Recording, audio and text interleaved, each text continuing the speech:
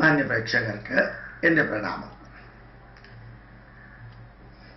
നമ്മൾ ചിലപ്പോൾ ചൊവ്വ വെള്ളി ദിവസങ്ങളിൽ ദേവിയുടെ, ഭഗവതിയുടെ, ഭദ്രകാളിയുടെ അമ്പലത്തിൽ പോവാറുണ്ട്. ശനിയാഴ്ച, തിങ്കളാഴ്ച ദിവസം ശിവന്റെ അമ്പലത്തിൽ പ്രാധാന്യം, ബുധനാഴ്ച ദിവസം ശാസ്താവിന്റെ അമ്പലത്തിൽ പ്രാധാന്യം, അതേപോലെ വ്യാഴാഴ്ച ദിവസം കൃഷ്ണന്റെ, വിഷ്ണുവിന്റെ അമ്പലത്തിൽ പ്രാധാന്യമുണ്ട്. എന്തുകൊണ്ടാണ് ഇങ്ങനെ പ്രാധാന്യം വന്നതെന്നറിയോ? വളരെ ലളിതമായ ഒരു എക്സ്പ്ലനേഷൻ അതിനുണ്ട്. എല്ലാ ഗ്രഹങ്ങൾക്കും ഓരോന്ന് കൽപ്പിച്ചിട്ടുണ്ട്. എന്താ കൽപ്പിച്ചിരിക്കുക? ഇപ്പൊ ശനി ഗ്രഹത്തിന് കറുപ്പ്, ജ്യോതിഷത്തിലാണ്, ജ്യോതിശാസ്ത്രത്തിലല്ല, അസ്ട്രോണമിയിലല്ല, അസ്ട്രോളജിയില് ശനി കറുപ്പുമായിട്ട് ബന്ധപ്പെട്ടിരിക്കുന്നു. ശനിയുടെ ലോഹം ഇരുമ്പാണ്. അപ്പോ ശനി എന്ന് പറയുന്ന പക്ഷി കാക്കയാണ്.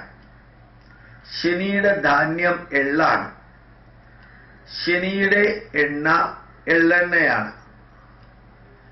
അങ്ങനെ ശനി എന്ന് പറയുന്നതിന് കുറേ അധികം ഇങ്ങനെ ബുധനും ശുക്രനും എല്ലാം ഏൽപ്പിച്ചിട്ടുണ്ട്. ഇതേ ഗ്രഹത്തിന്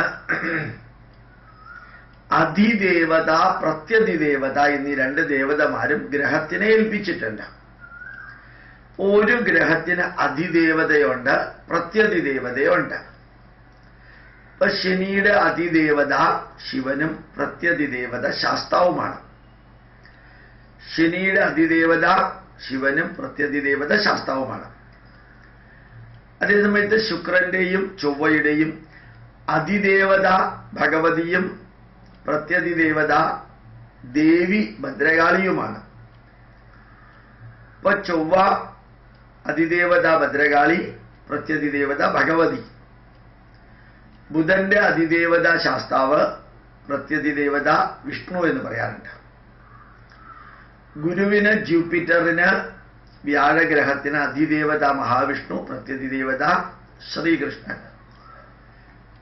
അപ്പൊ യഥാർത്ഥത്തിൽ ഒരു ഗ്രഹത്തിന് അതിദേവതയും പ്രത്യധിദേവതയും കൊടുത്തിട്ടുള്ളത് ആ ഗ്രഹത്തിൽ നിന്ന് എന്തെങ്കിലും ജ്യോതിഷപ്രകാരം പ്രശ്നങ്ങൾ ഉണ്ടെന്ന് ആർക്കെങ്കിലും തോന്നുകയാണെങ്കിൽ, എന്റെ ശനി നീചത്തിലാണ്, മേടൻ രാശിയിലാണ്, ഇനി ശനിദശയാണ് വരുന്നത്, അല്ലെങ്കിൽ എനിക്ക് കണ്ടകശനിയാണ്, 4, 7, 10 ശനി പോകുന്നു ഗ്രഹചാരം അനുസരിച്ച്, എനിക്ക് കണ്ടകശനിയാണ്, അതല്ലെങ്കിൽ 7.5 ശനിയാണ്, 12, 1, 2 ഭാവങ്ങളിലൂടെ 7.5 വർഷം ശനി കടന്നു പോകുമ്പോൾ വ്യയഭാവം 12, ലഗ്നഭാവം 1, വാഗ്ഭാവം 2, അതിലൂടെ ശനി കടന്നു പോകുമ്പോൾ കുറെ പ്രശ്നങ്ങൾ ഉണ്ടാവാൻ സാധ്യതയുണ്ട്. ഇപ്പൊ ശനിയുടെ ദേവതയും പ്രത്യധിദേവതയും ശിവനും ശാസ്താവുമാണ്.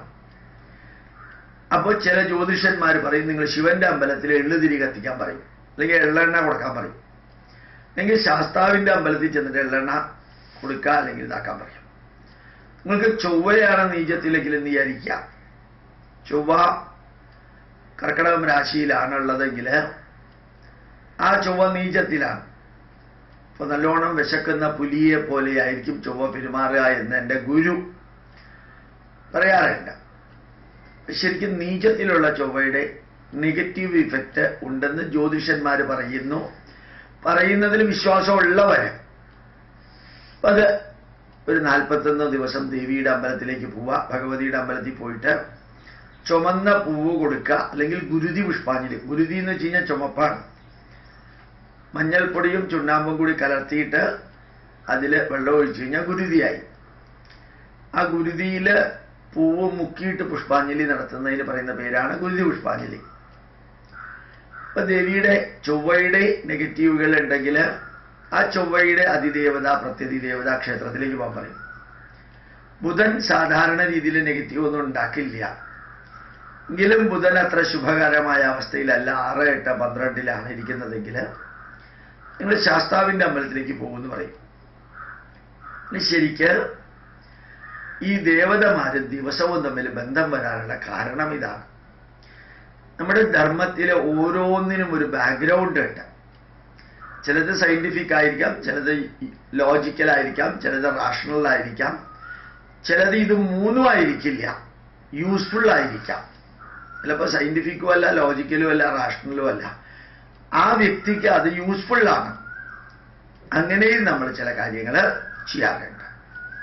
അപ്പോൾ നമ്മൾ ഓർമ്മിക്കാനുള്ളത്, എന്തുകൊണ്ട് നമ്മൾ ദേവി ചൊവ്വാഴ്ച ദിവസം, വെള്ളിയാഴ്ച ദിവസം, വ്യാഴാഴ്ച ദിവസം, ശനിയാഴ്ച ദിവസം, ബുധനാഴ്ച ദിവസം, അല്ലെങ്കിൽ തിങ്കളാഴ്ച ചന്ദ്രന്റെ അതിദേവത ശിവനാണ്. ഇപ്പൊ പ്രത്യതിദേവത ഇല്ല. ഇനി ആരെങ്കിലും ഇടക്കാലത്ത് കൊടുത്തിട്ടുണ്ടോ എന്ന് എനിക്ക് അറിഞ്ഞുകൂടാ. അപ്പൊ തിങ്കളാഴ്ച വ്രതം ഇരിക്കുന്നവർക്ക് ശിവനെ പ്രാർത്ഥിക്കാം.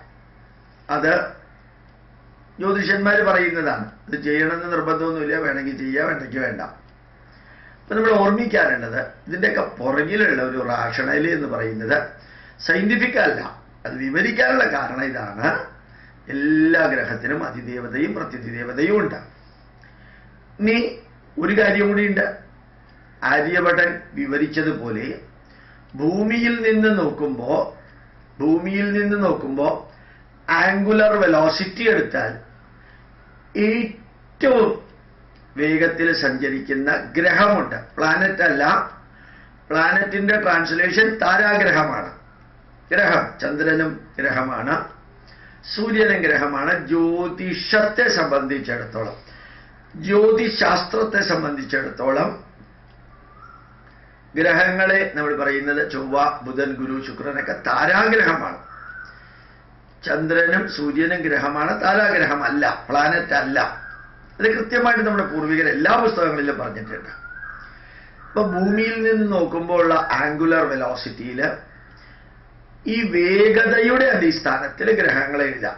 ഏറ്റവും വേഗത്തിൽ സഞ്ചരിക്കുന്ന ചന്ദ്രനാണ്, പിന്നെ സൂര്യനാണ്. അങ്ങനെ വേഗതയുടെ അടിസ്ഥാനത്തിൽ, ആംഗുലർ വെലോസിറ്റിയുടെ അടിസ്ഥാനത്തിൽ എഴുതുകയാണെങ്കിൽ നാലാമത്തെ ഗ്രഹമാണ് ഓരോ ദിവസത്തിന്റെ ഹോരാനാഥനായിട്ട് വരുന്നത്. ഹോര എന്ന് വെച്ച് കഴിഞ്ഞാൽ ഹവർ, HOUR, മണിക്കൂർ. അഹോരാത്രം എന്ന വാക്കില് ആയും ത്രായും കളഞ്ഞാല് ഹോരയായി. അഹോരാത്രത്തില് ആയും ത്രായും കളഞ്ഞാൽ ഹോര. അഹോര, ഹവർ, മണിക്കൂർ. അപ്പൊ സൂര്യൻ 6:30-ക്കാണ് ഉദിക്കുന്നതെങ്കിൽ 6:30 തൊട്ട് 7:30 വരെയുള്ള ഒരു മണിക്കൂർ ഒരു ഹോരയില് സൂര്യനാണ് അധിപനെങ്കിൽ അത് ഞായറാഴ്ചയാണ്. അവിടെ നിന്ന് 4ാമത്തെ ഗ്രഹം ആണ് ചന്ദ്രൻ വരിക. അപ്പോ അടുത്ത ദിവസം സൂര്യൻ ഉദിച്ച ഒരു മണിക്കൂർ ഹോരാനാഥൻ എന്ന് പറയുന്നത് തിങ്കളാണ്, ചന്ദ്രനാണ്. അത് തിങ്കളാഴ്ച. അവിടെ നിന്ന് 4ാമത്തെ ഗ്രഹമാണ് ചൊവ്വ. അപ്പോ അടുത്ത ദിവസം സൂര്യോദയത്തിന് ശേഷം ഒരു മണിക്കൂർ ചൊവ്വയാണ് ഹോരാനാഥൻ. അപ്പൊ ആ ദിവസത്തിന് ട്യൂസ്ഡേ, ചൊവ്വാഴ്ച എന്ന് നമ്മൾ പറയുന്നു. അടുത്ത 4ാമത്തെ ഗ്രഹം ബുധനാണ്, വേഗതയുടെ അടിസ്ഥാനത്തിൽ. അങ്ങനെ 4ാമത്തെ ഗ്രഹത്തെ നമ്മൾ എഴുതുകയാണെങ്കിൽ ഓരോ ദിവസത്തിനും ഉദയാൽ പരം ഒരു മണിക്കൂർ, ആ മണിക്കൂറിന്റെ നാഥൻ ആരാണോ ആ നാഥന്റെ പേരോടുകൂടിയാണ് ആ ദിവസം അറിയപ്പെടുന്നത്. അപ്പൊ ദേവത, പ്രത്യതിദേവത പറഞ്ഞു, വഴിപാടിന്റെ കാര്യങ്ങൾ പറഞ്ഞു. അതേപോലെ തന്നെ ഹോരാനാഥൻ പറഞ്ഞു, ആഴ്ചയുടെ പേര് വരാനുള്ള കാരണം പറഞ്ഞു. പ്രണാമം, നമസ്കാരം.